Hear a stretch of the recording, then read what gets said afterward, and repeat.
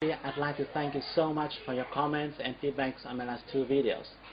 As you have been watching me so far, I believe that you're serious in quickly overcoming your language barrier to be able to hear, understand, and speak, or even present in English. If you're like some friends of mine, you may have your own unique talents. You may have your dreams and wishes. You may want to join the global community to work anywhere you want, to become a businessman or businesswoman, going around the world, working with partners coming from many other countries. But you and I have the same disadvantage of living in a non-English speaking country. Some years ago, when I was struggling with my English, I used to ask myself, why is it English? Why isn't it Vietnamese? I'm not sure if you ever had the same thought, but that damn language is holding you back, right? Sorry I'm using bad word here, but it is holding you back from showing your real capability to the world. Now I want to tell you that it is not very hard to learn to speak a new language if you know to do it the right way. That's why I'm here to share with you some of my best knowledge and experience. The knowledge that I usually teach in my private coaching class only. But the reason why I created this video series and share with you for free is because I don't organize such program very often, and I have to do many other consulting works. And I understand that not everybody can afford to spend more than $100 to attend my class, my 3 or 4 session program. So I created this video hoping that it will help you achieve your goal. In the last video, we have talked about the core vocabulary, and we have learned that it determines whether or not you will quickly achieve your learning target. And today, I'm going to share with you a technique that will help you quickly access to the core vocabulary. It will help you retain those words in a longer period of time, and more importantly, it will help you learn in a more comfortable way. In the first part of the video, I'm going to explain how and why you remember or forget a certain word. What is the mechanism here? And I'm going to tell you the big mistake in learning vocabulary that many language learners make. Then in the next part of the video, I'm going to share with you, I'm going to give you a step-by-step instruction for you to practice my technique.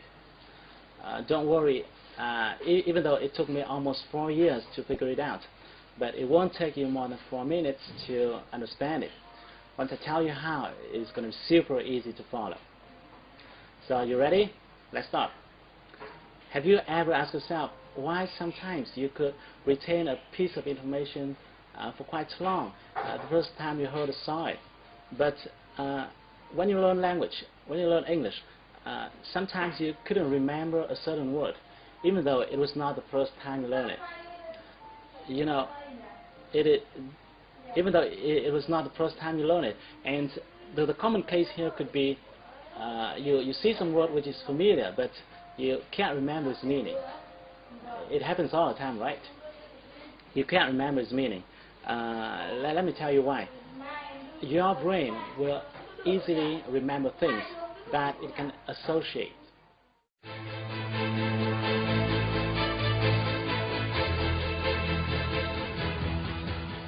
In his book Second Nature, Human Brain Science and Human Knowledge, the Nobel Prize-winning author Gerald Alderman reveals a lot of interesting findings about human brain. He found that our brain cells function by a mechanism that he called recognition and association. Because of association mechanism, you can easily remember a piece of information that had something to do with your existing data in your brain. In other words, the information that can relate to your experiences, your thoughts, your feelings, your desires. It will be very hard for you to remember a piece of information that has nothing to do with you. For example, if I tell you my name, you will remember it for quite long because my name relates to your desire for learning English, so that your brain can link that name to other information already exist in your mind. Like you have watching me talking in my videos, or you want to speak English fluently and maybe I can help you, and things like that. But if I tell you a name without letting you know who he or she is, you forget it in a few days. Secondly, you can only retain a word if you are exposed to it several times.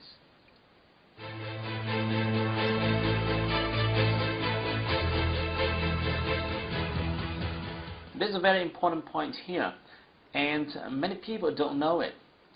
It is you need to be exposed to that word in different contexts.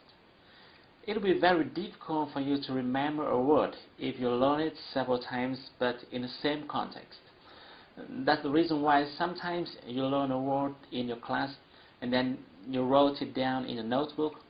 Then you may look at it once or twice, but you still forget it. And even worse, some people try to learn vocabulary from a list. This is a very big mistake, because I'm sure that you will never be able to retain words by memorizing from a list, no matter what kind of list it is, with or without quotes attached to it. So remember, you can retain a word much more easily if you are exposed to it several times and in different contexts. Now let's move to the next part. Let me show you my technique, the free reading technique.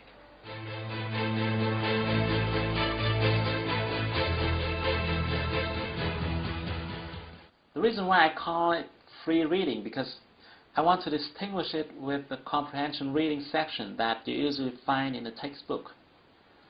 To give you a better view, let's take a look at this one. This is a typical comprehension reading section. I got this one from the site BBC Vietnamese. As you can see, this is a short paragraph. Sometimes it could be longer depending on the intention of the composer. There are words in bold and there are notes at the lower section to explain the meaning of those words. In many cases, there could be several questions for you to answer. If you were to study this reading section in your English class, the teacher would write these words onto the board, explain the meaning, instruct you on how to pronounce them, require you to answer some questions, and so on. This method is very common from the beginner to advanced levels. When using this approach, the teacher assumes that you already know all other words. The words in bold are focused upon because they are supposed to be more complicated and more difficult for the learners. Okay, now let me ask you a question. Are you sure that all those difficult and complicated words listed in the example are worth your time and effort? Recall what we talked about in the last video, the Pareto principle and the core vocabulary. You want to make sure that the words you spend time on should be the most common words. Coming back to the example, you can now see that the comprehension reading method tends to drive you to focus on the most difficult words. And my next question is, are the difficult words the most common one? Unfortunately, the answer is no. Most of the times, the shorter and simpler words are more common than the long and complicated ones. If you want to check how common a certain word is, you can use the website Word Count. Here's the web address. This is a website that provides rankings based on how common a certain word is. Even though I can't vouch for its reliability, but at least it can give us a rough idea.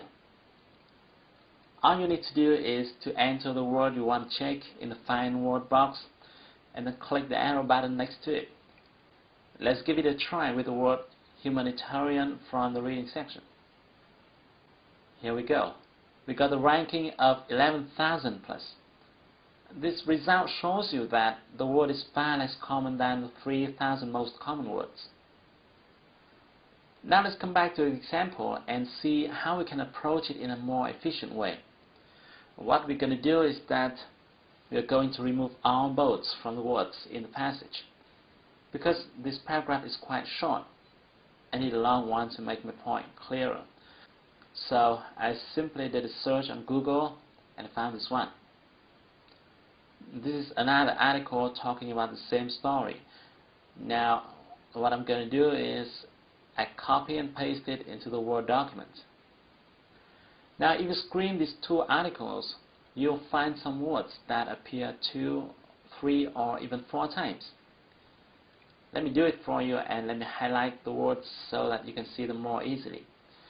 They are reporter, attempt, newspaper, film, access, deal, family.